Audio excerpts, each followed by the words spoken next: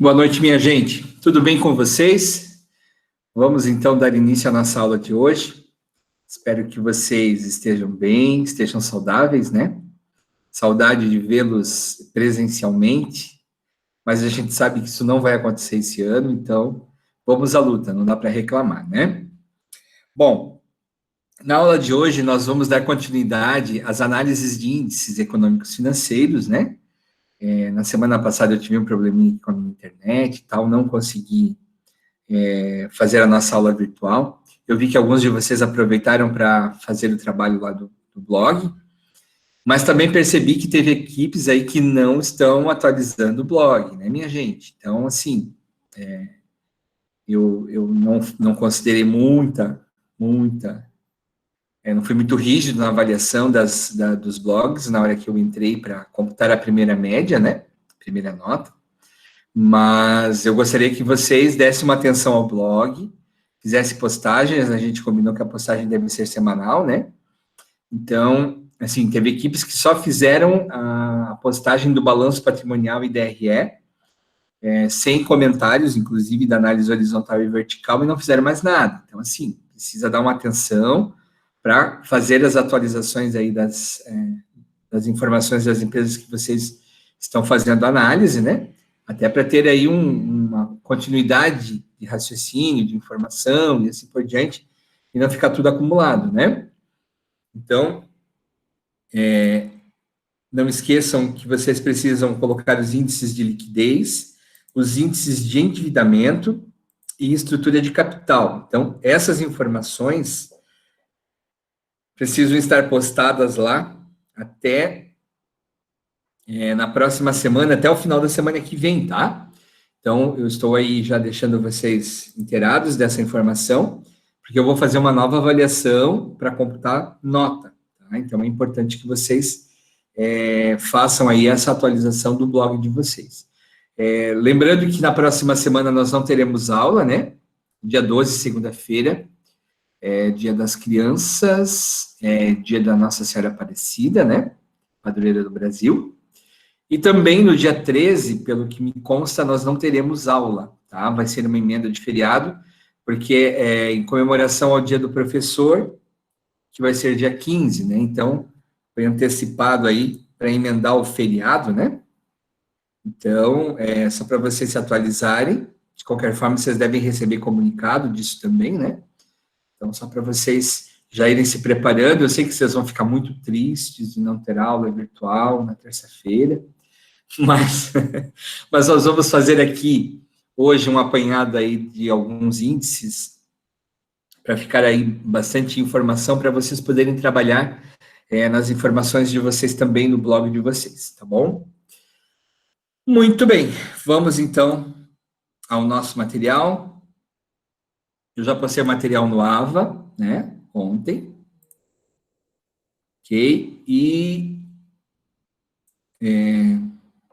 vou depois abrir a atividade para vocês poderem fazer a postagem também do exercício presencial de hoje, né? Bom, hoje nós vamos falar dos índices de rentabilidade. Os indicadores de rentabilidade são bastante importantes e vejam que até o que nós vimos na aula passada, nós trabalhávamos só com as informações do balanço patrimonial. Quando falamos de índice de rentabilidade, nós vamos também trabalhar com informações do nosso DRE. Tanto que eu coloquei lá para vocês na atividade lá, no exercício, né, que nós vamos corrigir aqui, fazer juntos, eu coloquei da Marisol a informação também do DRE lá naquele arquivo de Word, está lá no AVA, tá? Justamente para a gente poder ver essa questão desses indicadores de rentabilidade. Então, entende-se por rentabilidade do patrimônio a taxa de lucro obtida sobre o capital próprio, ou seja, os índices deste grupo mostram qual a rentabilidade dos capitais investidos e quanto renderam os investimentos de uma empresa. Os índices de retorno, também conhecidos por índices de lucratividade, ou mesmo de rentabilidade, indicam qual o retorno que o empreendimento está propiciando aos seus sócios, aos seus investidores, né? Então, na verdade, esse indicador, ele trata do lucro em relação ao patrimônio, em relação ao ativo, né? justamente para mostrar aí o quanto a empresa está conseguindo aumentar o seu patrimônio com o capital investido, né, e com os resultados obtidos aí dentro do seu DRE. Por isso que a gente atrela a esses índices as informações do DRE, que é informações de lucratividade. O primeiro indicador que nós temos aqui são os indicadores de rentabilidade. De rentabilidade, que é o giro do ativo. O giro do ativo, ele evidencia quanto a empresa vendeu para cada R$ 1 de investimento total. Ou seja, levando em consideração a questão da origem de recurso e aplicação de recurso. Então, a aplicação de recurso é todo o ativo. Tudo que nós temos dentro do ativo do balanço patrimonial é uma aplicação de recurso. E quando eu falo de giro do ativo, eu estou falando justamente dessa medição, né? Do quanto a empresa vendeu para cada R$ 1 que estava investido aí dentro do ativo da empresa. Estabelecendo, então, a relação entre as vendas do período e os investimentos totais efetuados na empresa, que estão representados pelo ativo total. A fórmula que a gente usa para calcular o giro do ativo são vendas líquidas, ou seja, receita líquida com vendas, que são as vendas totais menos devoluções, vendas canceladas e impostos, né? Impostos incidentes sobre a venda. E essas são as vendas líquidas ou receita líquida com vendas. E o ativo total, obviamente, a gente pega a informação do total do ativo, que é igual ao total do passivo. A interpretação desse índice é no sentido de quanto maior, melhor, indicando o nível de eficiência com que são utilizados os recursos aplicados na empresa. Então, vamos usar, nesse caso aqui, a informação da Marisol, né, que a gente já vem trabalhando, esse exercício da Marisol. Então, nós temos aqui o ativo e o passivo, e temos o DRE. Vejam que aqui, ó,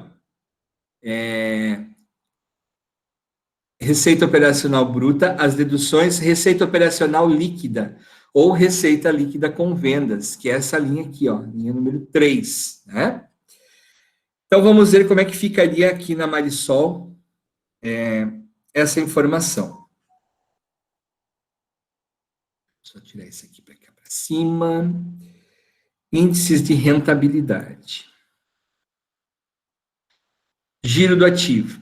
Então, vamos ter a informação das vendas líquidas, olhando aqui no nosso DRE, para o ano de 2010, 150.093.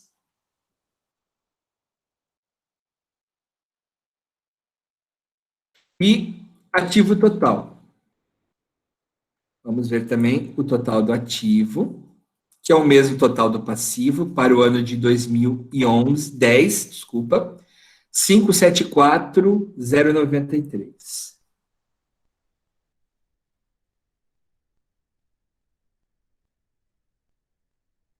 A divisão aqui, então, as vendas líquidas pelo ativo total.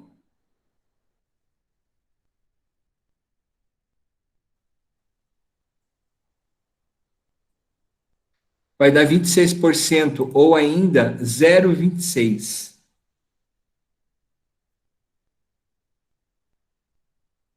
Isso quer dizer que, vamos deixar em percentual, se deixarmos em percentual, multiplicando isso aqui por 100, né? Nós vamos chegar a 26%, 26,14. Então, qual a interpretação do giro do ativo aqui em relação às vendas líquidas? Indica que para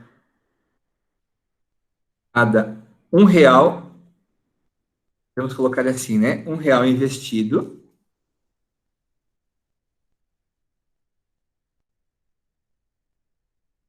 a empresa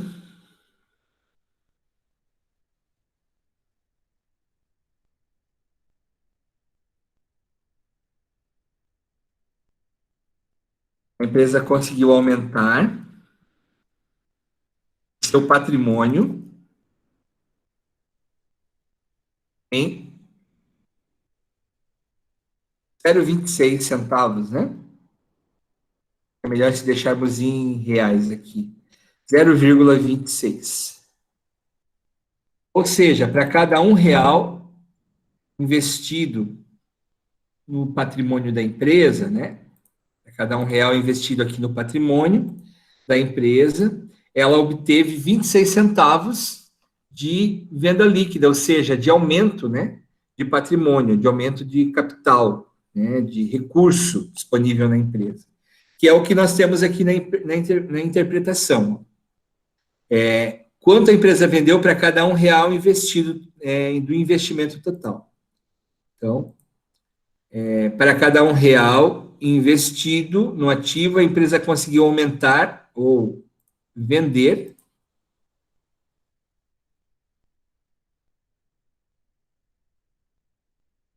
0,26 centavos. Ok? Então, essa é a interpretação que nós temos. Ou seja, quanto maior esse número, também melhor, né? Vou colocar aqui. Quanto maior esse indicador, melhor.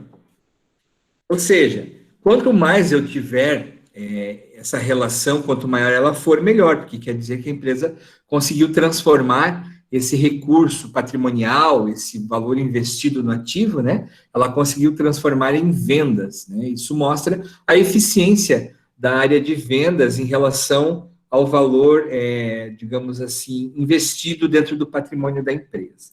Tá? Vamos ver para o ano de 2011 da Marisol. Ativo total 558.798. 798.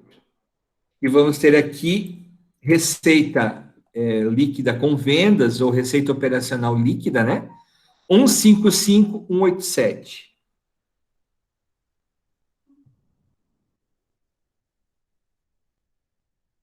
0,28. Então, a interpretação é muito semelhante. Indica que para cada R$ 1 investido no ativo, a empresa conseguiu aumentar ou vender 0,28 seus produtos, ou seja, conseguiu trazer riqueza, aumentar a receita, né, ou transformar em receita esse cada R$ 1 investido, 28 centavos em receita. Quanto maior esse indicador, melhor. Então, mostra aqui que 1/4 de tudo que é investido na empresa, ela consegue transformar em vendas, né? Essa é a interpretação do giro do ativo.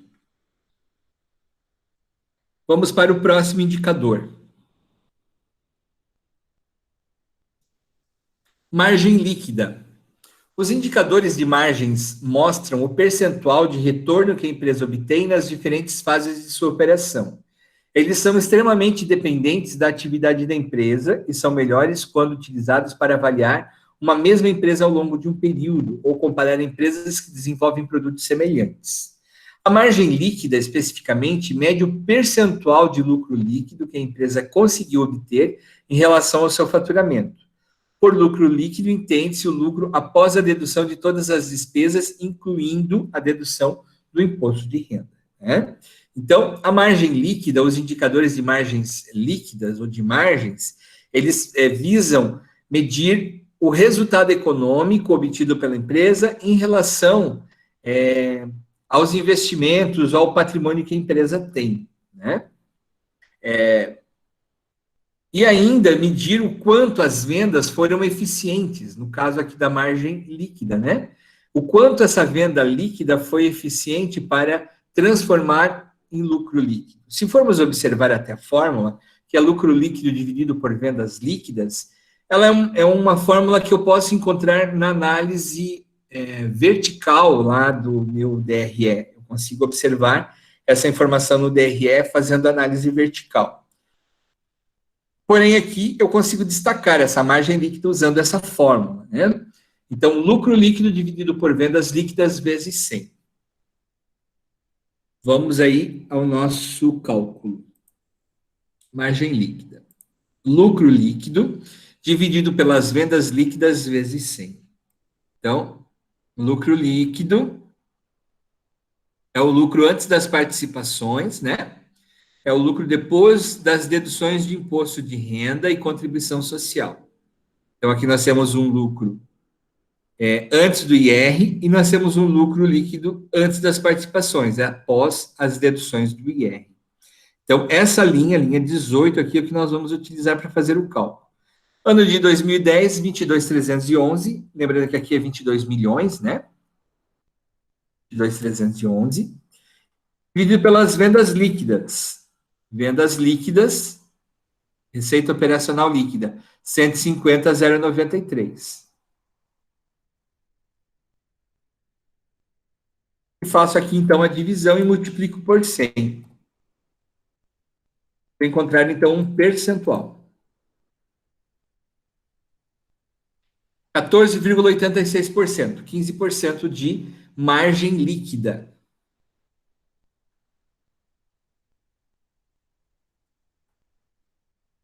Este índice define o quanto a empresa obteve de lucro líquido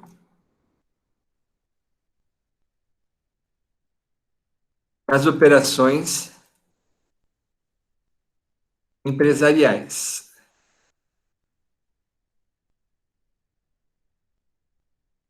Sendo assim, a empresa Marisol obteve em 2010 uma margem líquida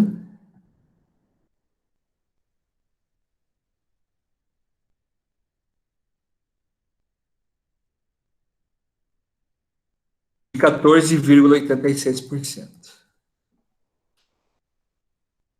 Ou seja, de toda a venda realizada pela empresa, 14,86% resultou em margem em lucro líquido, resultou em sobra, né? Para ser distribuído aí para os acionistas, para ser reservado lá na conta de reserva de capital, reserva de contingência e ainda distribuído como participação de resultados para os sócios, como dividendos para os acionistas, né? Então, esse é o objetivo desse índice. Para o ano de 2011, vamos ver como é que ficou a Marisol para o ano de 2011. Então, aqui, nós vamos ter de margem líquida, de vendas líquidas, 155.187. E de lucro líquido, observando aqui no nosso DRE, para o ano de 2011, 38.335.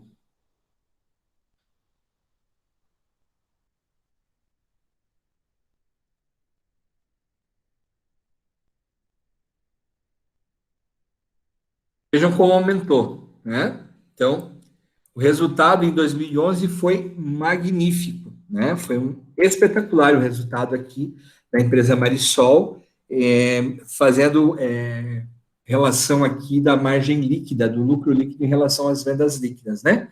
Então, esse índice mede quanto a empresa obteve de lucro nas operações empresariais. Sendo assim, a empresa Marisol obteve em 2011 uma margem líquida de 24,7%. Por isso que lá no enunciado a gente viu a informação de que os índices de rentabilidade, né, quando se fala aqui de margens, né, ele mede aí, ele não serve para fazer um cálculo única e simplesmente de um ano, né, ele é bom e é interessante para uma análise, nós temos vários anos para fazer aí um comparativo, para verificar a evolução e verificar até os motivos pelo qual houve aumento dessa margem líquida ou redução dela, né? Sempre deve ter alguma explicação e mostra aqui, esse índice mostra, né, a capacidade de geração de riquezas, né, que a empresa teve em relação à sua atividade operacional, o quanto sobra da atividade operacional para ser reinvestido no negócio. Então, eu consigo observar aqui a capacidade de gestão, a capacidade de controle da organização também, porque quanto menos despesas, quanto menos custos e mais receitas, né, melhor vai ser o resultado líquido da empresa, e isso mostra aí a capacidade de gerenciamento, a capacidade de controle que a empresa tem, né, em relação às suas atividades, certo? Então, esse índice, ele mostra justamente essa informação de uma maneira bastante interessante em relação ao controle que a empresa tem. Depois, nós vamos ter um outro indicador que eu chamo de rentabilidade do ativo.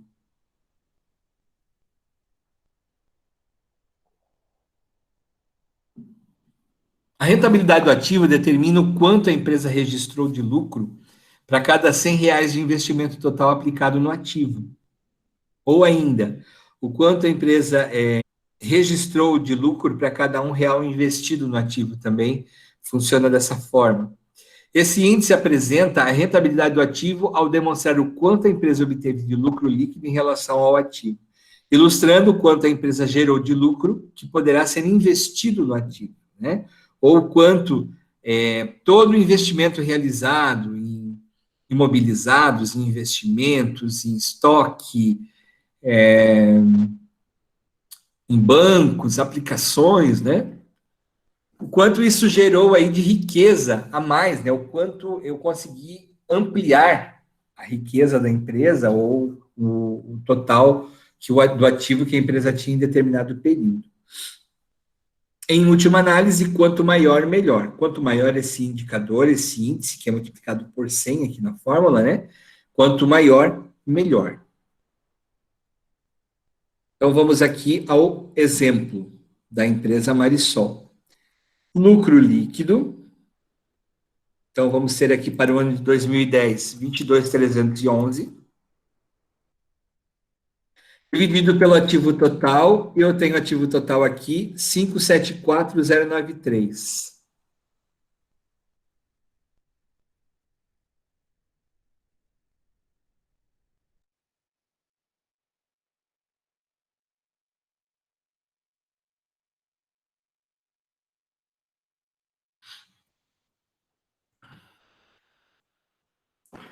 Então, para cada R$ 100 investido no ativo, ou para cada R$ 100 do ativo, a empresa gerou um resultado ou uma riqueza a mais de 3,89, né? Ou para cada R$ 100 investido no ativo, a empresa gerou uma ampliação da sua riqueza ou do seu investimento em 3,89, né? Quanto maior, melhor. Vamos ao comentário aqui. Este indicador, como objetivo,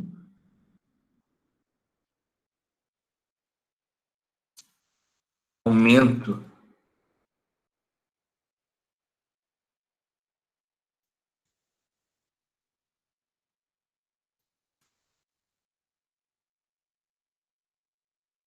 do ativo investido. A empresa Marisol,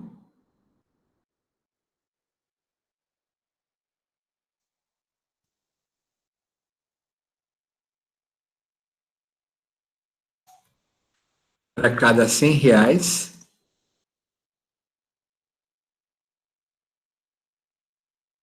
de ativo, a mesma gerou R$ 3,89 de aumento, né, de riqueza. Então, o quanto a empresa conseguiu gerar, né, com a capacidade investida. Então, para cada R$ 100 investido no ativo, ela conseguiu gerar R$ 3,89 de riqueza a mais para a companhia. Para o ano de 2011 da empresa Marisol, então vamos ver, lucro líquido, 38.335,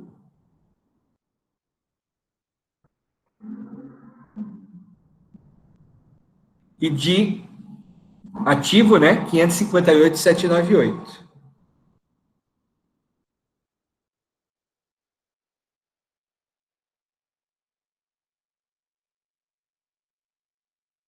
6,89. Como a gente colocou em última análise, quanto maior, melhor, né? Então, aqui na empresa Marisol, faltou colocar o ano aqui, né? Em 2010, nesse caso aqui. E aqui embaixo na empresa Marisol, em 2011, a cada R$ 100 de ativo que a empresa possui, ela gerou, ampliou a sua riqueza em R$ 6,86. Ok? Então, essa é a intenção do índice de rentabilidade do ativo. A mesma comparação, ou a mesma linha de raciocínio, ela também é adotada para o patrimônio líquido, que é o próximo item que a gente tem aqui no slide, né? Rentabilidade do patrimônio líquido. A rentabilidade do patrimônio líquido expressa o montante de lucro obtido para cada R$ 100 de patrimônio líquido investido na empresa. Quanto maior o índice, melhor será para a empresa e, obviamente, para os acionistas, né? Porque eles vão entender que o investimento realizado por eles está sendo multiplicado, está sendo vantajoso. Esse índice demonstra o percentual de rendimento do capital próprio da empresa, que poderá ser, inclusive, comparado com os rendimentos dos demais investimentos, a fim de constatar se a empresa apresenta rentabilidade inferior ou superior aos demais investimentos. Então, o que acontece na rentabilidade do patrimônio líquido? É um índice muito utilizado pelos acionistas, principalmente, né? E eles fazem aí uma mensuração do quanto a empresa está rendendo, de quanto o investimento que eles fizeram nesta empresa está trazendo de rentabilidade para eles. E o comparativo que se faz, geralmente, são sobre as aplicações de CDB ou aplicações de renda fixa, né?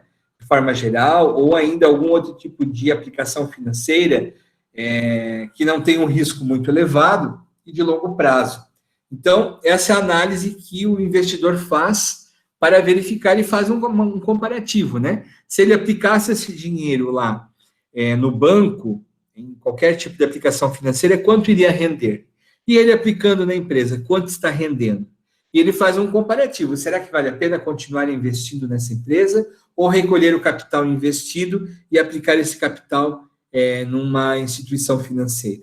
Então, essa é a análise, a grosso modo, que se faz dessa rentabilidade do patrimônio líquido.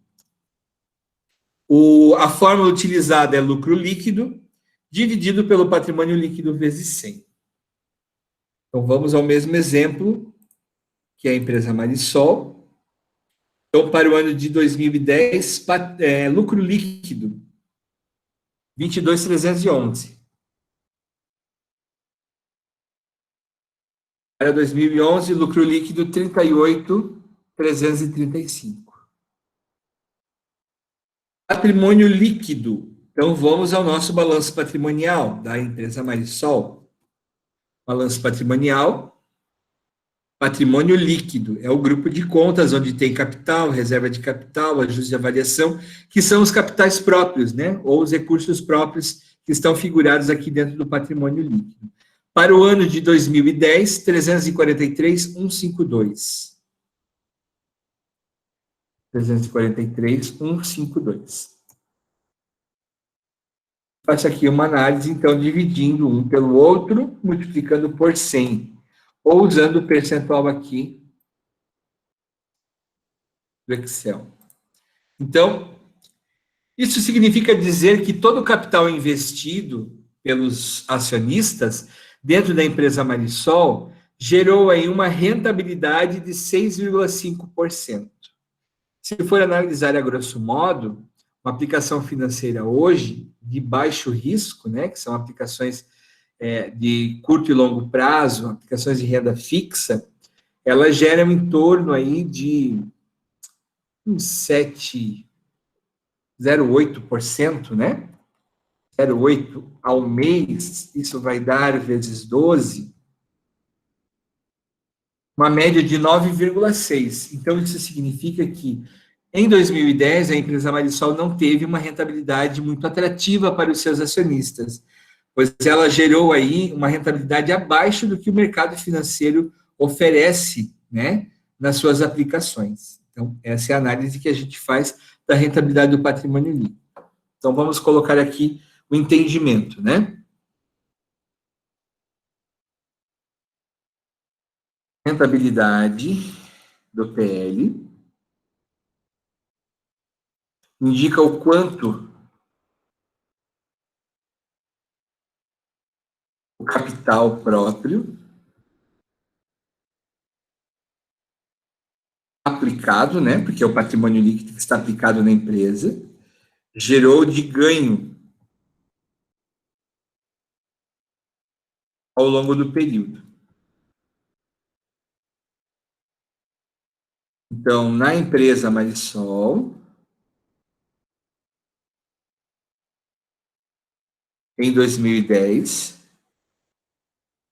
constatou-se que a rentabilidade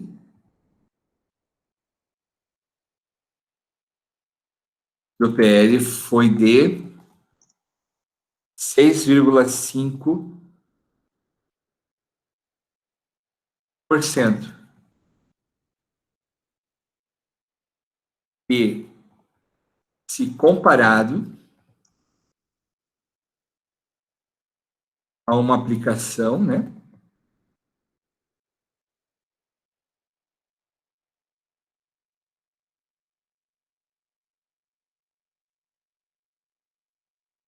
rendeu menos do que se o recurso estivesse aplicado no mercado financeiro, né?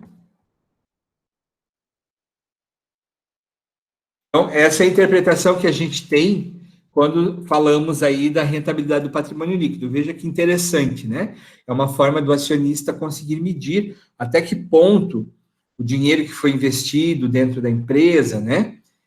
Correndo-se aí alguns riscos, riscos trabalhistas, riscos, digamos assim, de ações cíveis, risco de ter aí uma questão econômica no país e o recurso investido não poder ser recuperado.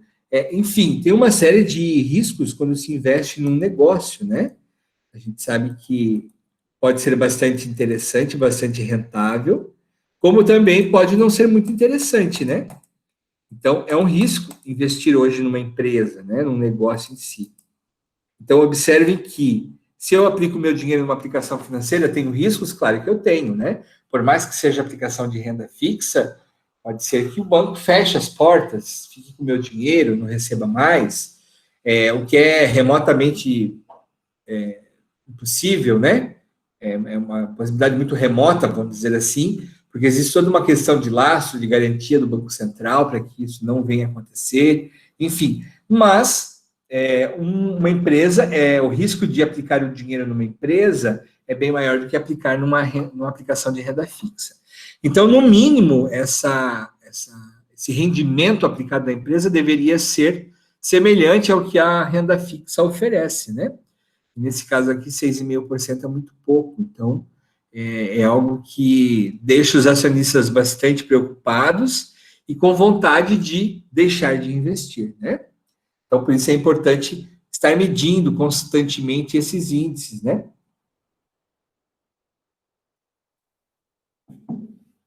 Para o ano de 2011, vamos ver quanto foi o patrimônio líquido. 2011, 373,014.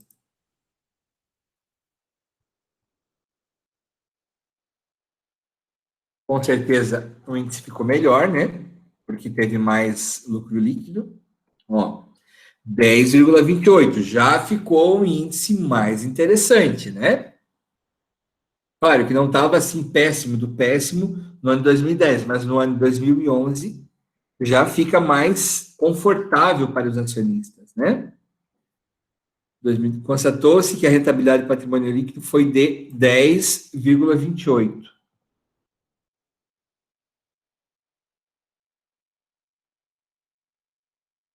Se comparado a uma aplicação de renda fixa, vamos imaginar que uma aplicação de renda fixa renda em torno de 0,8, né? ao mês, vezes 12, ó, ficou mais alto do que uma aplicação de renda fixa no mercado atual, né? 9,6 para 10,28, então ficou mais interessante. A aplicação de renda rendeu mais, ficou diferente do ano anterior, né? Se o dinheiro estivesse investido no mercado financeiro, né? Então, essa é a interpretação da rentabilidade do patrimônio líquido. Alguma pergunta até aqui, gente? Está claro para vocês? Se vocês tiverem alguma dúvida, por favor, se manifestem, né? Legal. Obrigado, Jéssica. Obrigado, Gabriele.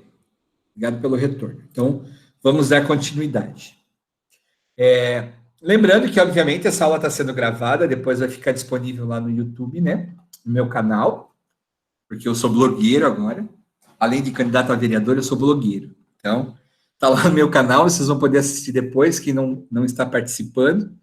Então, assim, dá para relembrar também na hora de fazer os exercícios, podem assistir lá no meu blog. Mas curtam daí, né? Isso, tá bom, eu vou pensar em dar um ponto a mais. A Jéssica está dizendo aqui que ela está me curtindo lá no meu, no meu canal do YouTube. Curtam, compartilhem, dê um joinha, como diz o outro. Para ficar famoso, pelo menos lá no YouTube. Muito bem, vamos dar continuidade aqui, então. Depois que vimos aqui a rentabilidade do patrimônio líquido, nós vamos para uma outra série de índices, que é o índice de atividade, que a gente chama, indicadores de atividade.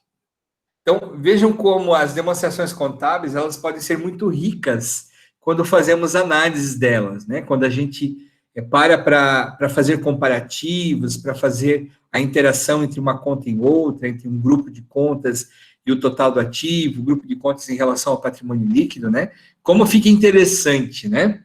E vejam que é possível, inclusive, medir aqui alguns indicadores de atividade. Esses indicadores, eles medem a eficiência dos prazos que a empresa adota internamente, né, para pagar os seus fornecedores, para receber as suas duplicatas, para estocar as suas mercadorias, né?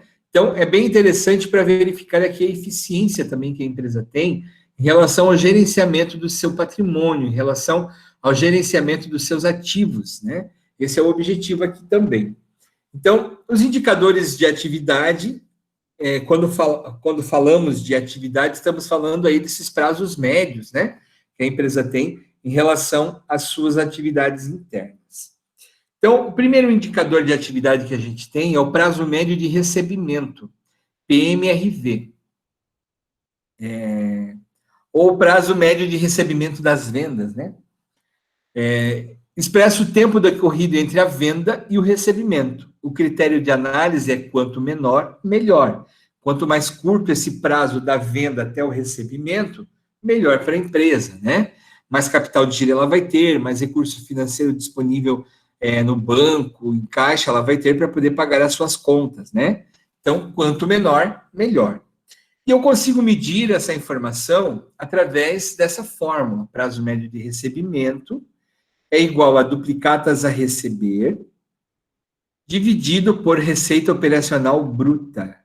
Ou ainda, duplicatas a receber pode ser a conta de clientes, quando ela não está expressa, né? Como duplicatas a receber, mas é a conta de clientes, dividido pela receita operacional bruta.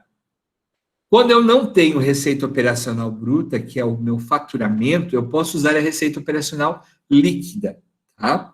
Então, se eu não tiver disponível, porque alguns DREs, eles já vêm, quando são publicados principalmente, né? Eles não mostram a receita operacional bruta, eles mostram a partir da terceira linha, receita operacional bruta menos deduções, que tem a igualdade que é a receita operacional líquida. Então, ela acaba mostrando só a partir da receita operacional líquida. Então, eu posso usar a receita operacional líquida também. Quando eu estou fazendo essa análise do balanço lá interno da empresa que eu trabalho, eu posso usar a receita operacional bruta. Esse resultado multiplicado por 360 dias. Algumas bibliografias trazem 365 dias, que é um ano, né? Curto prazo. E outras trazem 360 dias. Qual é o certo? Todas as duas estão corretas. Por que a gente usa 360 dias? Porque financeiramente falando, o ano calendário ele é composto por 360 dias no mundo financeiro, né? E nunca 365. Porque 360 dias são os dias possíveis de operações, tirando aqueles feriados que são feriados que não têm atividade financeira no mercado financeiro, né? Então, por isso, usa-se aqui 360 dias. Mas, se tiver alguma bibliografia, se vocês encontrarem 365 dias, também vai estar correto, né? Não há nenhum problema aqui, e isso não vai dar uma diferença tão grande na hora de medirmos esse indicador, ok? Bom, então vamos lá a essa informação aqui eu separei aqui na aba. Depois eu vou compartilhar com vocês essa planilha, tá? É aquela mesma planilha que a gente já vinha trabalhando, os indicadores, ó, tá? Então eu estou colocando cada tipo de indicador numa aba para facilitar para a gente, né? Ter um apanhado de todos eles aqui e para vocês também poderem resolver os exercícios posteriormente, tá? Então, o prazo médio de recebimento, duplicatas a receber. Vamos lá no nosso balanço patrimonial, no ativo. Eu não vou ter duplicatas a receber, mas eu tenho a conta clientes. Então, eu vou pegar essa conta clientes que, teoricamente, é as duplicatas a receber, né? Então, em 2010, 94,477.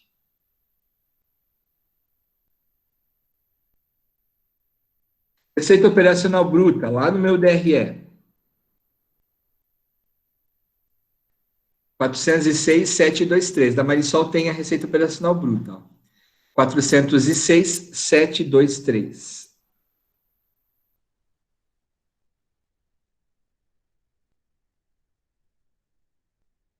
Isso aqui multiplicado por 360 dias. Então, vamos ter aqui 94 dividido por 406.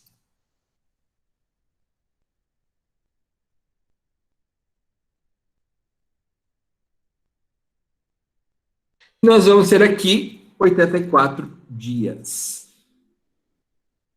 Isso significa dizer que a empresa Marisol leva em torno de 84 dias para receber os seus produtos vendidos, ou seja, desde a sua venda, da emissão da nota fiscal e do título de cobrança até o recebimento, ela demora 84 dias, ou demorava em 2010 84 dias para receber as suas vendas. Vou colocar aqui. Dizer que a empresa Marisol, em 2010,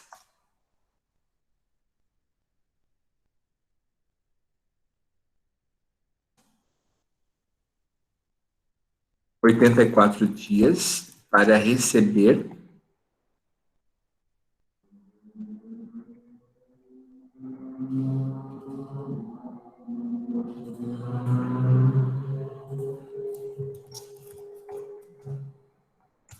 suas vendas. Vamos ver para 2011 como é que fica. Então, nós vamos ter aqui clientes, né, ou duplicadas a receber, 94.714.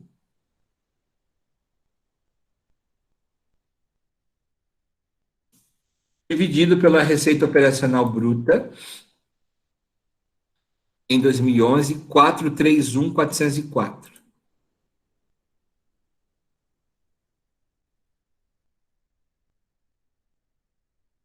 Também multiplico por 360, né?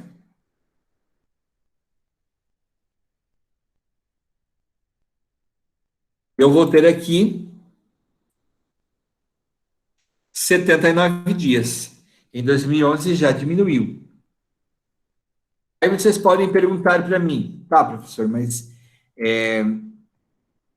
esse índice está bom, está ruim? Claro, quanto menor, melhor, né? Só que daí a gente precisa levar em consideração aqui o ramo de atividade, o produto que é vendido, que é comercializado pela indústria, pela empresa, né? Tudo isso eu preciso levar em consideração, porque vejam, eu estou falando aqui de confecções, de calçados, né?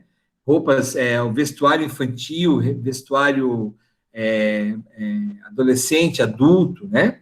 Tanto feminino quanto masculino. Então, eu estou falando aqui de uma empresa que confecciona roupas.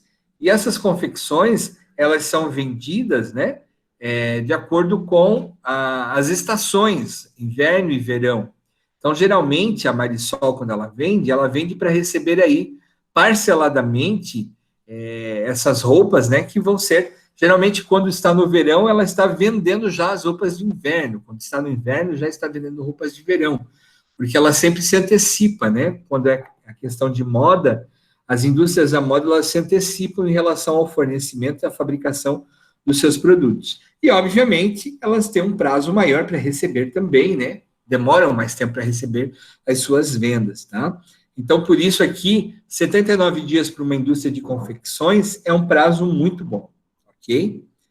Já poderia ser diferente numa análise de um outro segmento, né? De algum outro produto que seja menos, digamos assim, que não tenha uma atividade ou uma forma de consumo tão particular como a questão aqui das roupas, né, da parte de confecções, que é o caso da Marisol, ok? Então, nesse caso, 79 dias não é um prazo tão extenso.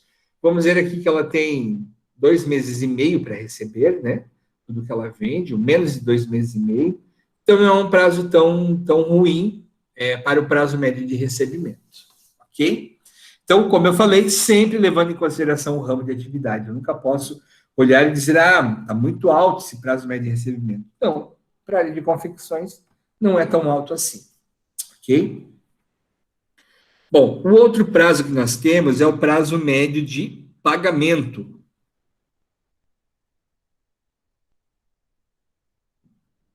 O prazo médio de pagamento, PMP, expressa o período entre a compra e a liquidação das duplicatas dos fornecedores. O critério de análise é quanto maior, melhor, pois tem papel importante no ciclo financeiro da empresa. Então, nesse caso, quanto maior, melhor, porque quanto mais tempo eu demoro para pagar, mais tempo eu vou ficar com recurso disponível no meu financeiro, na minha conta de aplicações, na minha conta de disponibilidade, né? Então, isso é interessante para a empresa também, tá? Então, por isso, o prazo médio de pagamento é interessante quando ele é nesse formato de mais longo. E geralmente ele deve ser mais longo, inclusive. Deixa eu só dar uma olhada aqui. Item que eu acho que eu coloquei essa informação das compras. Uhum. Inclusive, quando eu falo aí de pagamento, né? Eu estou falando principalmente da eficiência do meu departamento de compras, porque o departamento de compras ele é responsável justamente em fazer essa negociação, em verificar essas informações, né? E tentar trazer aí o mais extenso possível esse prazo. E ele pode ser comparado, o prazo médio de pagamento, com o prazo médio de recebimento, né? O ideal é que eu tenha um prazo médio de pagamento mais extenso e um prazo médio de recebimento mais curto. E o ideal é que eu receba antes de ter que pagar, porque daí eu vou pagar o meu fornecedor com o dinheiro que eu recebi do meu cliente. E isso acaba sendo bem interessante. É claro que para as empresas nem sempre isso é possível, tá? Então, aqui como conceito, né, o prazo médio de pagamento expressa o período entre a compra e liquidação de duplicatas. O critério de análise é quanto maior, melhor, pois o papel importante é um papel importante no ciclo financeiro da empresa. A fórmula é prazo médio de pagamento igual a fornecedores, conta de fornecedores lá do meu passivo circulante, dividido pelas compras, né? Se eu tiver fornecedores em longo prazo, eu também devo somar esses fornecedores de longo prazo, ok? Se eu tiver só no curto prazo, melhor. E vou dividir por compras, as compras que houverem no período, vezes 360 dias. Para que a gente consiga calcular as compras, porque às vezes eu também não tenho essa informação, porque eu não estou internamente na empresa, eu não sei quanto ela comprou ao longo do período, né? Eu posso fazer um cálculo de uma fórmula contábil aqui de análise, que também me indica o quanto eu tive de compras no período. E para encontrar isso, eu tenho que ter custo da mercadoria vendida, mais estoque final, menos estoque inicial, tá? Aí eu consigo saber o total de compras que eu tive no período. Vamos para o nosso cálculo aqui da empresa Marisol. Eu vou copiar essa formulazinha aqui para a gente lembrar. Fórmula de compras, né? Minha memória já não está tão boa.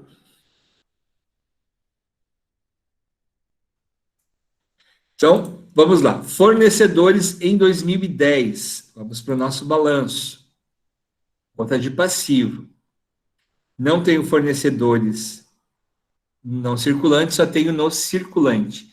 Em 2010, 24,766.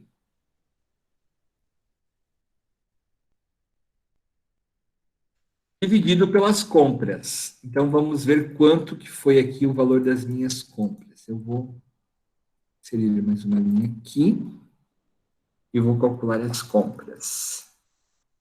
Compras é igual custo da mercadoria vendida. Então, vamos no nosso DRE. Custo da mercadoria vendida ou dos produtos vendidos, que é a mesma informação, para 2010, 102,373. 102,373. Eu vou somar o estoque final. Oi? Essa é uma dúvida. Ali, o 102, ele está negativo. Aí, quando vai para essa fórmula, ele fica positivo? Fica positivo, porque daí eu não. Lá no DRE está negativo, porque ele é uma dedução da receita, né? Ah, Mas aqui para análise é um número positivo, normal, sem o sinal. entendi. Então tá, obrigada. Nada. Vamos ver o estoque final, então. O estoque final, tá? Eu vou ter que observar aqui no meu balanço patrimonial o quanto que eu tinha em estoque no ano de 2010, que é quanto finalizou o meu estoque no ano de 2010, né? Então, o estoque final é 126.209, que é quanto terminou o ano. 126.209. Então, vamos lá.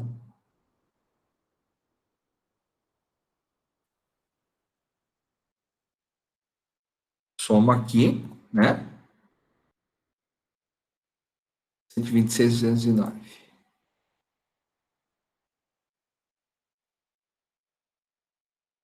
Eu tenho que diminuir o estoque inicial, que é quanto eu tinha de estoque em 2009. E agora é que vem a informação que eu não tenho, né? Porque eu só tenho 2010, eu não tenho 2009 aqui. Eu teria que ter o estoque final. Estoque final de 2010 eu tenho. Agora, estoque inicial de 2010 eu não tenho. Esse estoque final, inicial de 2010 é o estoque final de 2009, concorda? Então, eu teria que ter essa informação no balanço da Marisol. Deixa eu ver se eu tenho algum outro balanço da Marisol aqui. No ano anterior. Tadadá, tadadá.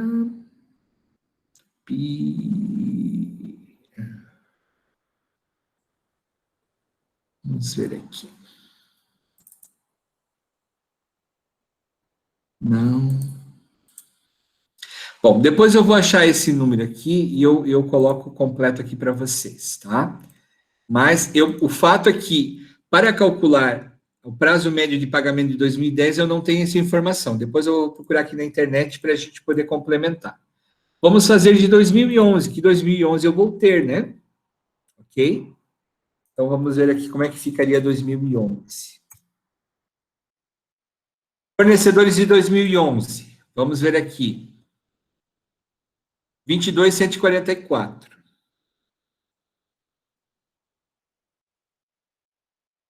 Compras de 2011 vai ser o quê? CMV 2011, então vamos olhar no DRE aqui, 2011 CMV, 96.940.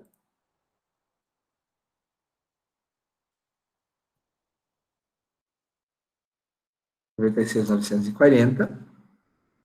Estoque final de 2011, vamos lá para o ativo. Aqui são todos os estoques, 102.091.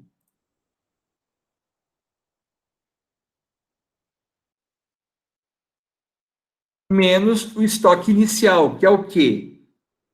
A conta de estoque em 2010, 126.209.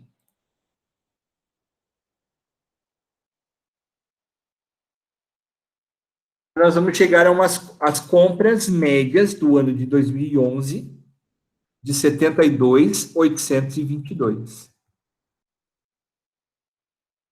Esse número menor aqui assim para a gente lembrar que esse é o cálculo das compras. Agora eu faço, obviamente, essa operação multiplicando o resultado dela por 360 dias. Eu vou ter aqui igual 22.144 dividido por 72,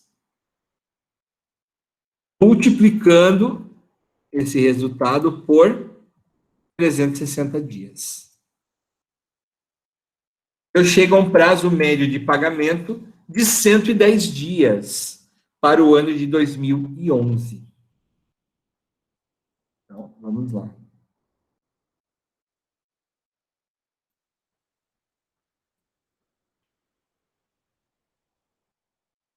Significa dizer que a empresa Marisol, em 2011,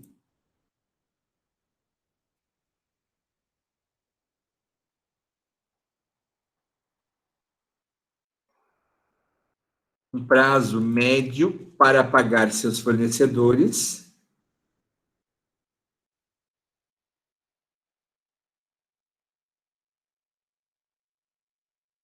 de 109, ou vamos arredondar, né?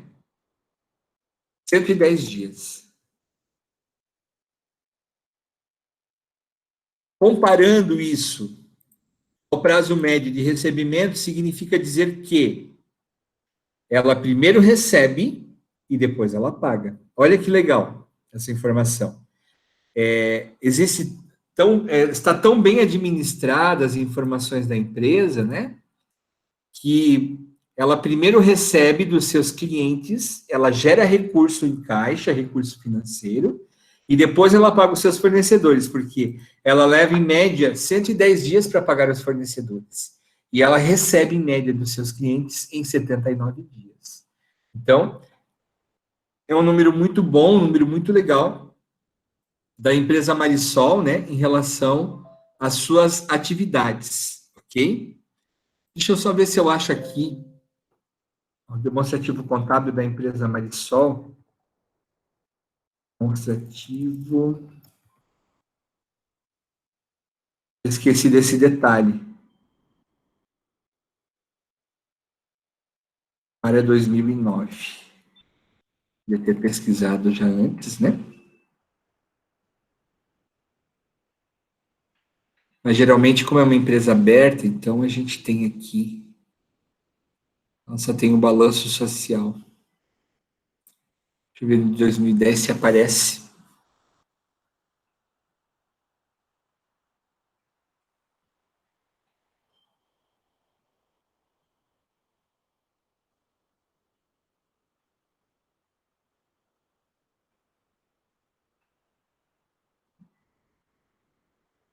As marcas.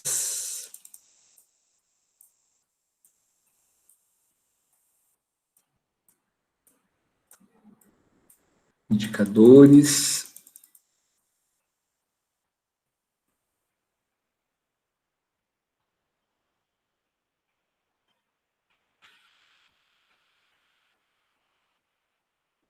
Aqui eu acho que é só um relatório gerencial, social no caso, né? Balanço social anual. Aqui tem o balanço patrimonial. Vamos ver aqui. Consolidado, receita.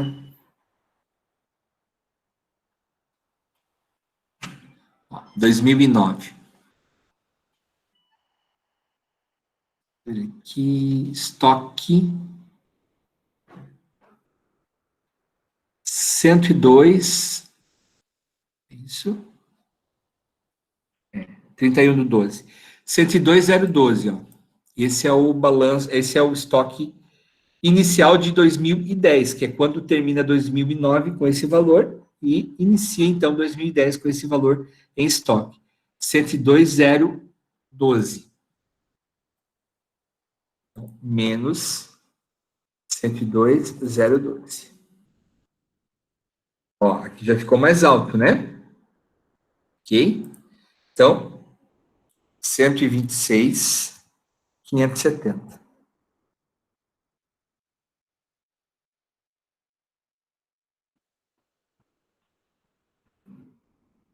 Então, vamos ver como é que ficou o prazo médio de pagamento para 2010 da empresa Marisol. 70,44. Então, isso significa dizer que para o ano de 2010, a empresa Marisol possui um prazo médio de pagamento aos seus fornecedores de 70 dias. Ou 71 dias, né, arredondando.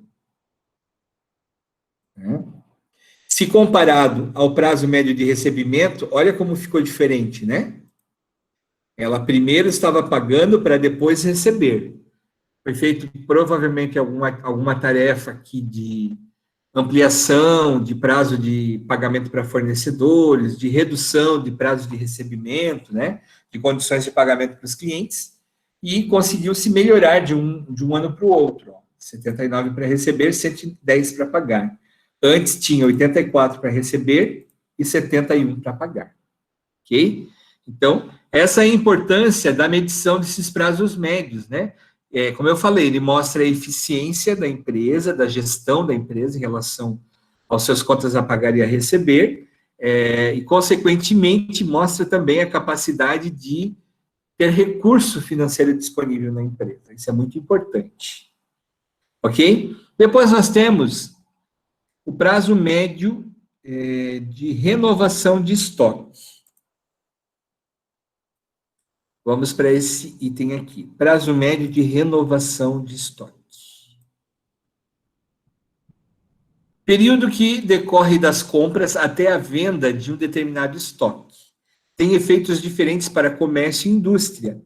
Enquanto no comércio se compra e já expõe para venda, na indústria é comprado e transformado para só após o processo produtivo ser vendido.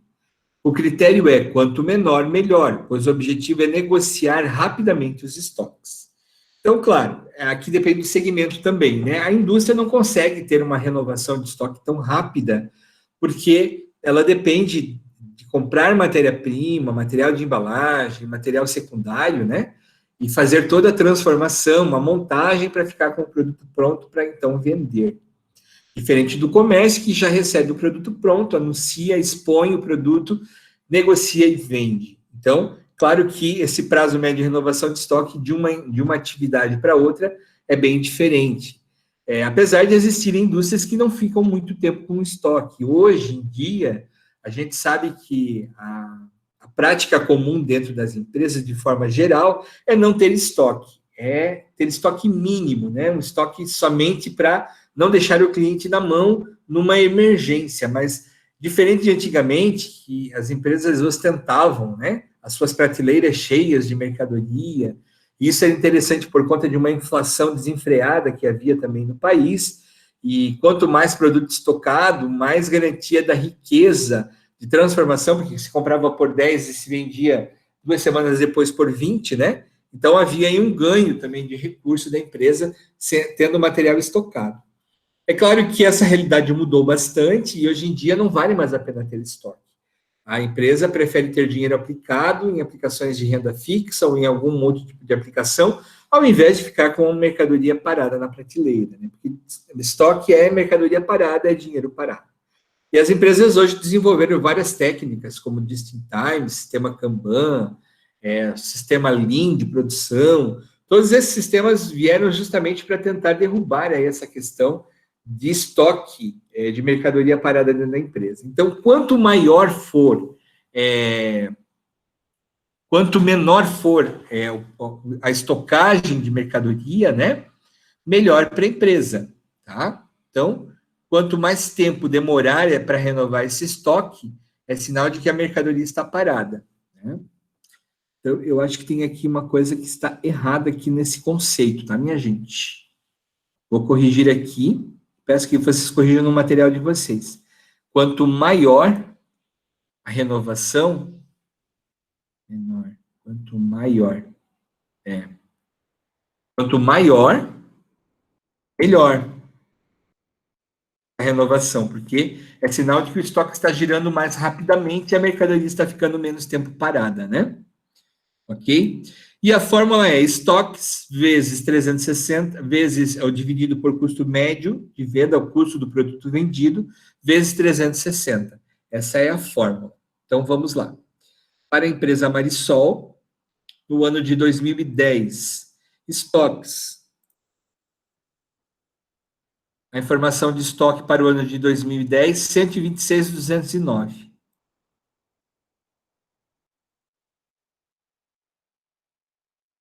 Custo da mercadoria vendida em 2009, que é o CPV,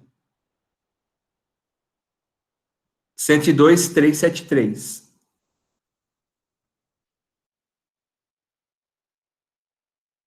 Vezes 360.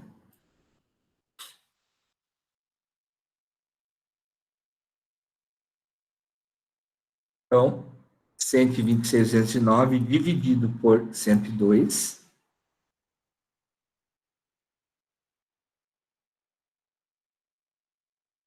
Vezes 360 dias.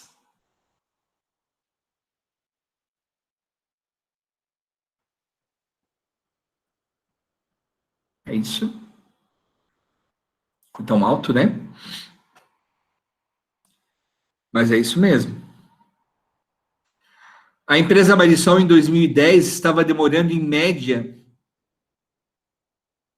de 443 dias para renovar o seu estoque. Aqui é tudo em dias, tá, gente? Vou até colocar assim do ladinho para a gente lembrar que não é um número em quantidade de dias. Então, a empresa Marisol, em 2010, levava em torno de 444 dias para renovar o seu estoque. Isso quer dizer que a mercadoria é comprada, entra no estoque, né? Ela leva 445 dias para ser consumida, para sair do estoque. É um prazo bastante elevado, né? Este indicador significa, ou demonstra, né? Vou colocar demonstra, a empresa Marisol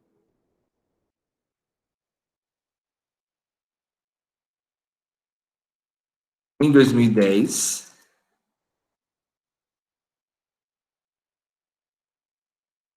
demorava 444 dias para renovar seu estoque. Ou seja, uma mercadoria adquirida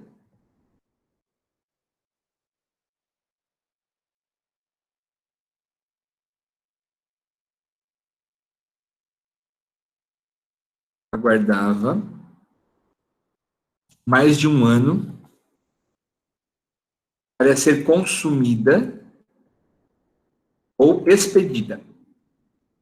Ou para ser vendida, né? Expedida. Tá? Então, vejam que é um prazo bastante extenso para uma empresa que tinha uma boa condição de pagamento a fornecedor e de recebimento de cliente. Mas esse índice, comparado ao meu pagamento de fornecedor, fica mais feio ainda, porque significa o seguinte, ó, eu compro a mercadoria, eu levo 71 dias para pagar essa mercadoria comprada, e ela fica no meu estoque 443 dias, ou 444 dias. Então, esse dinheiro que eu investi pagando o fornecedor, ele fica ali parado, né, durante muito tempo, muitos dias, para daí ele ser consumido, né? O ideal seria, antes de pagar o fornecedor, eu já ter vendido a mercadoria, né? Então, essa é a interpretação que a gente tem do prazo médio de renovação de estoque. Então, por isso que é bem importante também fazer esses cálculos completos aqui de atividades, né? Porque de nada adianta eu demorar 70 dias para pagar o fornecedor e demorar 444 para vender a mercadoria que ficou lá parada no estoque, né? Vamos ver para 2011 se melhorou esse índice. Então, estoque em 2011. Vamos lá, no ativo, né? 102,091.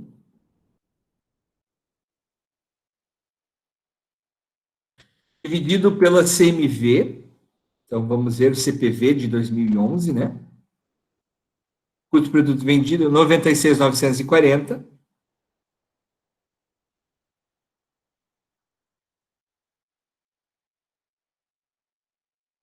Vezes 360 dias.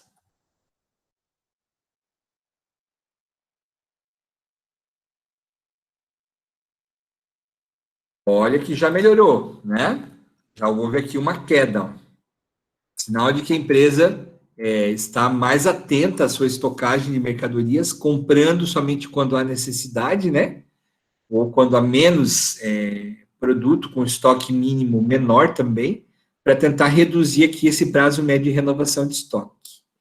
É um trabalho que as empresas de forma geral sempre precisam fazer, controlar a questão dos seus estoques, porque a área de compras às vezes não tem ideia da importância e falta às vezes um gerenciamento por parte dos gestores que cuidam aí da parte operacional, da parte produtiva, né? Principalmente o pessoal que cuida lá do PCP, que é a programação de produção, né? Acabam, às vezes, indicando aí uma necessidade de estoque ou de compra de produtos para a área de compras, e às vezes não é necessária, né? E às vezes também a empresa tem muita coisa parada lá no seu estoque, e quando a gente fala de estoque, também estamos falando aqui, esse estoque é um estoque em geral, não é só de mercadoria comprada, de produto produzido, mercadoria pronta para venda, também está englobado aqui nesse valor de estoque, né? Então, é importante que a empresa tenha um controle mais efetivo de somente produzir aquilo que ela realmente tem certeza que vai vender, de somente comprar aquilo que ela tem certeza que vai utilizar e não vai demorar muito tempo para utilizar, sem fazer estoques muito grandes, né? Para justamente não prejudicar esse prazo médio de renovação de estoque, porque, como a gente falou, esse caso aqui indica dinheiro parado, isso não é bom, né? Então, vamos colocar aqui. Esse indicador demonstra que a empresa Marisol, em 2011, demorava 380 dias, né? Ou seja, uma mercadoria com entrada em estoque aguardava um ano,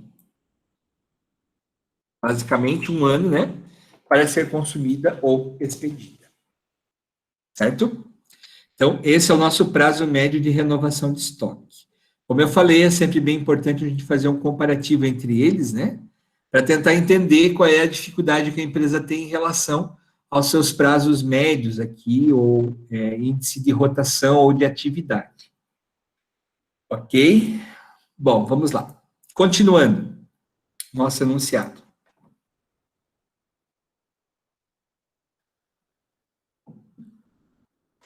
Ainda dentro dos indicadores de atividade, eu tenho a questão do ciclo operacional e ciclo financeiro.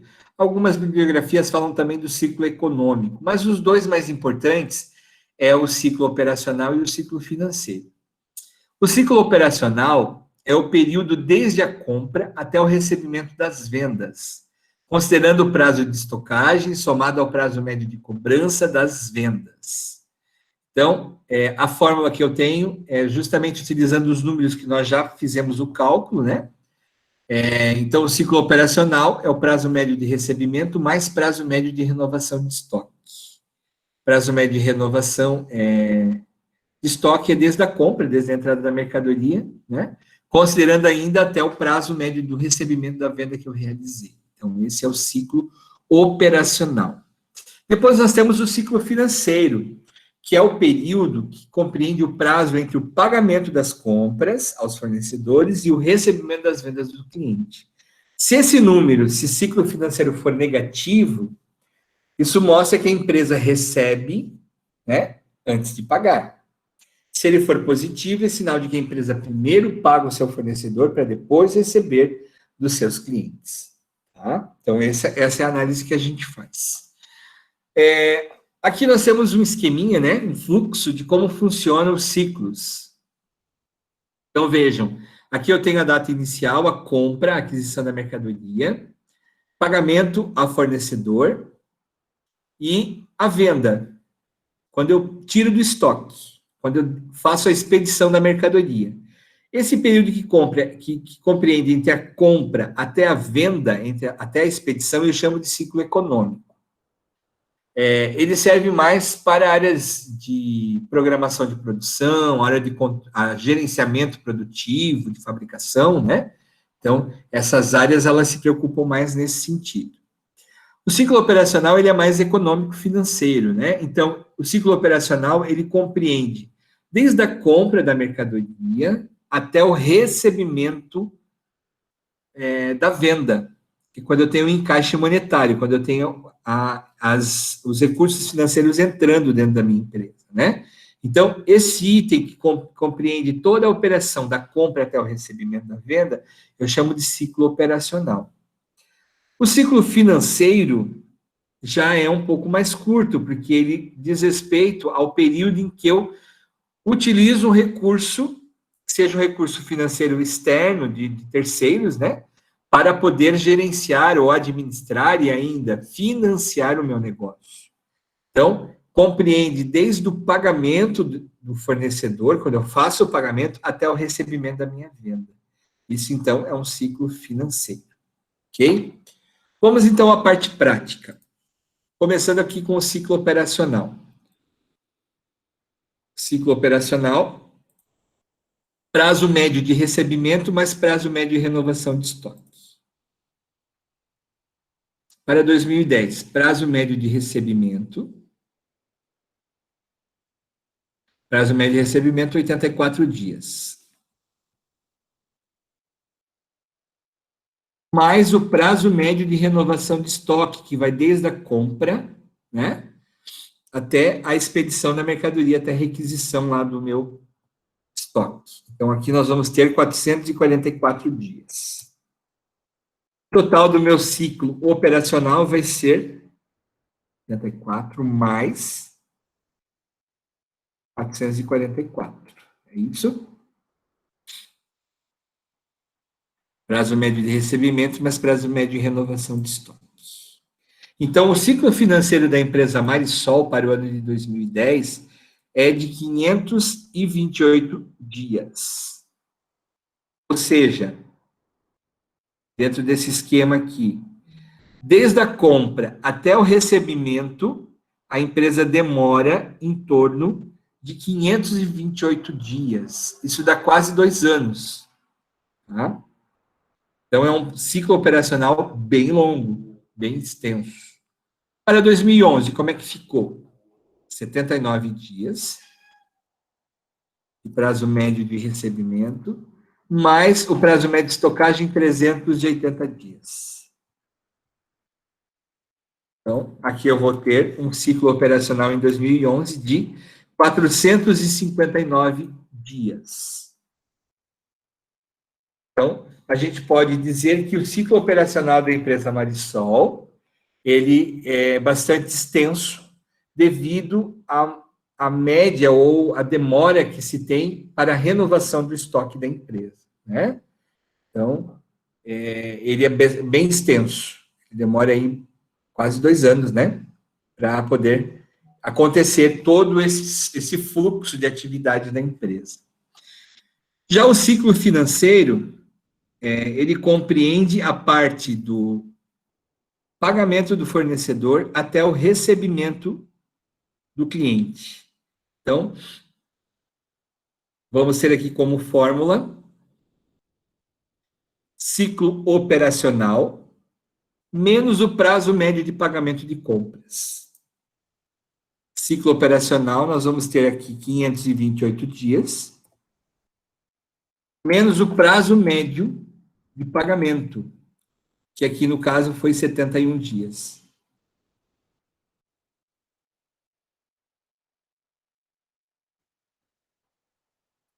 Igual 528 menos 71. Ciclo financeiro. Significa aqui dizer que a empresa precisa financiar a sua atividade, né? Durante 457 dias. Ela precisa obter recurso de alguma forma, seja recurso próprio ou recurso de terceiros, né? Mas ela precisa de recurso para financiar a sua atividade durante 457 dias. Então, vejam que o grande problema da empresa Marisol é o prazo médio de renovação de estoque. Ela precisa trabalhar urgentemente, né? No caso, precisaria trabalhar naquele período, né? Urgentemente aí, para tentar reverter essa questão. Em 2011, o prazo médio de pagamento foi 110 dias. Então, vamos ver como é que fica aqui essa informação.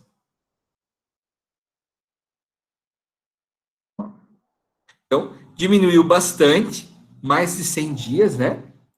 Então, ela demora menos de um ano agora, utilizando recursos para financiar as suas atividades, certo? Então, isso mostra que a empresa está trabalhando as informações, conseguindo prazos maiores de pagamento, conseguindo prazos menores de recebimento e melhorando o controle do seu estoque para a renovação do estoque, estocando menos mercadoria. E, obviamente, esse é um cuidado, né, e um item que a maioria das empresas procuram trabalhar para tentar obter aí esse ciclo financeiro o menor possível, né? É claro que aqui nós estamos falando de uma indústria, como falei também, é uma indústria de confecções que trabalha a questão de estações, né? Trabalha muito a questão de moda, né? E a moda, ela é muito relativa conforme a estação, e a empresa geralmente trabalha toda uma estação contrário ao período que está acontecendo, então ela não consegue expedir a mercadoria que ela está produzindo, porque essa mercadoria que ela está produzindo é para entrega futura, é para uma outra coleção, que vai ser para uma outra estação do que é que está acontecendo agora. Então, isso geralmente explica aqui, no caso da Marisol, ela ter um prazo médio de renovação de estoque mais extenso, né? Diferente, de repente, algum outro tipo de indústria, seja uma indústria lá do ramo ferramentaria, uma indústria do ramo plástico, né? Que geralmente ela trabalha sob encomenda, então ela não fica com nada muito tempo estocado. Ela recebe a matéria-prima, ela já transforma e já entrega o produto para o seu cliente, e logo em seguida já recebe, e às vezes demora mais tempo para pagar o fornecedor. Então, esse é o objetivo de sempre estar medindo o ciclo financeiro, mas também precisa ter uma coerência de quem está analisando, tentando entender o negócio, né? E a atividade da empresa. É bem importante também observar aí algumas práticas que principalmente as montadoras de veículos, né, passaram a ter. Se vocês observarem, a Renault, por exemplo, ali em Curitiba, São José dos Pinhais, né, ela tem um parque fabril enorme, e dentro desse parque fabril ela tem vários fornecedores que estão implantados no mesmo parque fabril. E esses fornecedores entregam a mercadoria conforme a necessidade de produção. Então, o que acontece? A Renault acaba não tendo estoque nenhum. O estoque dela está dentro dos seus fornecedores, né? Então, isso é uma forma inteligente de trabalhar os seus prazos médios de renovação e de ter, digamos assim, a menor quantidade possível de estoque parado, né? Então, o que eles fazem? Precisou de pneu? Já solicita lá para a revenda de pneu que está lá dentro do seu estabelecimento, do seu parque fabril. Precisou de alguma peça, de um parafuso, de um lote de, sei lá, de para-choque, de calota, enfim, tudo isso ela vai solicitando conforme vai tendo a necessidade, porque ela só monta, né? Ela não fabrica os componentes. Então, tudo isso, o estoque dela está dentro dos seus fornecedores e não dentro da própria empresa. Então, é uma forma inteligente de trabalhar aí os prazos de renovação de estoque e os prazos de pagamento ao fornecedor também, porque ela acaba tendo mais, digamos assim, menos estoque, menos dinheiro parado, mais dinheiro aplicado, mais dinheiro investido, né? E isso facilita muito a vida da empresa e é o objetivo da maioria das empresas nos dias de hoje. Ok? Então, essa é a informação que nós temos dos índices de rotação ou índices de atividade, né? Que mostram justamente esses detalhes aqui, que a gente viu bem interessantes, e que era o que eu tinha para mostrar para vocês na aula de hoje. Eu gostaria, então, de saber se está claro para vocês, se alguém tem algum comentário. Professor, eu tenho uma dúvida. Pois não. Eu vi que você postou uma atividade para a gente fazer, para fazer a análise. Eu deduzi que fosse pelo balanço da Tupi, que é o que a gente já vem trabalhando, é isso? Exatamente, isso mesmo. Tá. Ali no balanço da Tupi, o lucro líquido do período, deixa eu só abrir para te dizer com bem certeza, ele fica negativo. Na hora de eu colocar ali na fórmula, eu coloco ele positivo ou deixo ele negativo? Ele vai ser negativo, porque ele não vai gerar um valor, digamos assim, de lucratividade, né? Vai ser ao contrário, vai ser um prejuízo, não vai ter retorno. Então, então se os índices ficarem negativos, eu faço análise no mesmo formato que você fez, mas falando negativamente, isso? Exatamente. Falando da deficiência que gerou, né? O resultado. Tá, então essa era a minha dúvida, professor. Ok. Mais alguma pergunta, gente? Bom, então eu vou deixar ali aberto para vocês a atividade. Eu vou postar essa planilha aqui, tá? Para facilitar aí a vida de vocês. Eu tô muito bonzinho ultimamente. Meu Deus do céu. Acho que é porque tá chegando perto do Natal, né? A gente ficando mais bonzinho. Então, mais top, né, prof? Por isso? Deixa. Eu tenho que manter o meu status, né? Sim, o melhor top, né? Tem que deixar ali, né? Verdade. Tá, né? Bem isso. Eu vou, então, disponibilizar para vocês agora ali essa planilha. Vocês vão usar, então, as informações da empresa Tupi, que você já tem o balanço lá, né? Para o ano de 2017 e 2018, acho que é isso, né? E daí vocês vão poder entregar até amanhã, exatamente. Até amanhã no AVA, tá? Eu não vou exigir que vocês façam a entrega hoje, exatamente. Gostaria, claro, que vocês participassem, né? Já da aula fazendo essa atividade, aproveitasse esse momento, porque a gente é brasileiro, né? Brasileiro olha, para não dizer outra coisa, é medonho. O brasileiro tem a oportunidade de fazer agora, mas ele sempre deixa para amanhã, né? Ele nunca faz hoje. Para que fazer hoje se dá para fazer amanhã, né? Então, se vocês quiserem, puderem aproveitar aí esse momento da aula de hoje ainda, né, que agora é o nosso intervalo, e depois fica disponível para vocês fazerem esses cálculos. Se vocês não quiserem fazer hoje, podem fazer amanhã, no horário do almoço, né, amanhã até a meia-noite, quer dizer, às 23h59. Esse é o prazo que eu vou deixar para vocês entregarem, para validar frequência e também para validar ponto, né, de entrega de atividade, ok? Então, vocês vão usar como base o balanço da empresa Tupi. Deixa eu ver se tem mais alguma coisa. Claro, e não esqueçam também de combinar com as suas equipes, né, para atualizar as informações do blog, tá? Eu quero depois dar uma entradinha para ver como é que tá. Tem umas postagens ali magníficas, maravilhosas, assim, fiquei encantado. Inclusive, até passei um endereço para a professora Juliane, né, para ela dar uma olhada no trabalho que vocês estão fazendo e está, assim, muito legal. Tem equipe que está caprichando mesmo. Tem algumas equipes que já não posso dizer a mesma coisa, né? Então, espero que vocês todos entrem nesse mesmo nível, nivelando por cima, assim, coisa top, coisa de primeira, né? Tá bom? Bom, então eu vou deixar vocês trabalharem. Aproveitem agora para tomar um cafezinho, né, no toalete, e voltem depois para fazer a atividade. Eu vou ficar disponível para atendê-los no WhatsApp, né, se precisarem, ok? E qualquer coisa, deem um berro, que eu vou estar à disposição. Tá bom, minha gente? Obrigado por enquanto. Desejo um bom resto de noite para vocês. uma boa semana ainda, porque estamos só começando essa semana, né? E semana que vem não vai ter aula, mas na outra semana a gente se vê, tá bom? Um beijão para vocês, fiquem com Deus.